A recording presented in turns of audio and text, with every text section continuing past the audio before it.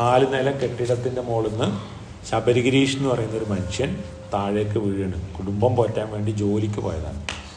ജോലി ചെയ്യുന്നിടത്തുനിന്ന് താഴെ വീണ് നട്ടെല്ല് പൊട്ടി അയാൾ തളർന്ന് തീരെ അനങ്ങാൻ പറ്റാത്ത വിധത്തിൽ കിടപ്പിലായി.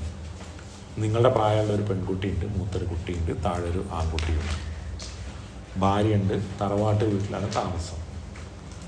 ഇയാൾ ജോലി ചെയ്തിട്ടാണ് ആ കുടുംബം ജീവിച്ചിരുന്നത്. മുന്നോട്ട് പോകാൻ പറ്റാതെ വന്നപ്പോൾ ഇവിടെ വന്ന് രജിസ്റ്റർ ചെയ്തു. അപ്പോൾ അയാളുടെ കാര്യങ്ങളൊക്കെ നമ്മൾ ശ്രദ്ധിക്കാൻ തുടങ്ങി. അയാൾക്കൊരു വീൽ ചെയറൊക്കെ കൊടുത്തു. പക്ഷെ അവർക്ക് സ്വയം അധ്വാനിച്ച് ജീവിക്കാൻ പറ്റാത്തൊരവസ്ഥ വന്നപ്പോൾ അയാളുടെ വീടിനടുത്ത് തന്നെ ഒരു ചെറിയ ഷോപ്പിൽ ഒരു കച്ചവടം തുടങ്ങാൻ വേണ്ട സൗകര്യം നമ്മൾ ചെയ്തു.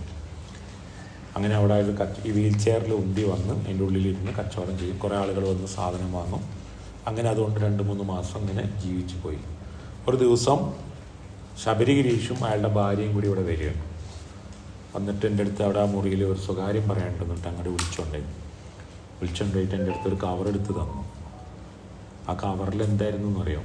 ഈ കച്ചവടം ചെയ്ത് കിട്ടിയ ലാഭവിഹിതത്തിൽ നിന്ന് ഉള്ള പൈസ കുറച്ചെടുത്തിട്ട് കവറിലിട്ടിട്ട് ഇവിടുത്തെ രോഗികൾക്ക് മരുന്ന് മേടിക്കാൻ ഉപയോഗിക്കണം എന്ന് പറഞ്ഞിട്ട് തരികയാണ്. ഒന്ന് ആലോചിച്ച് നോക്കുന്നത്.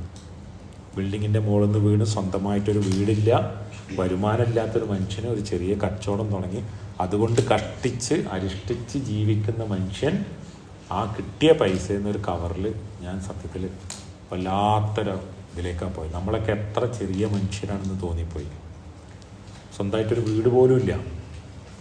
എന്നിട്ട് ആ കച്ചവടം കിട്ടിയെന്ന് 3 മാസം കഴിഞ്ഞപ്പോൾ കിട്ടിയ ലാഭത്തിൽ നിന്നൊരു വീട് എടുത്തിട്ട് വന്നിട്ട് ഇവിടുത്തെ രോഗികൾക്ക് മരുന്ന് വാങ്ങാൻ കൊടുക്കണം എന്ന് പറയുന്നത്.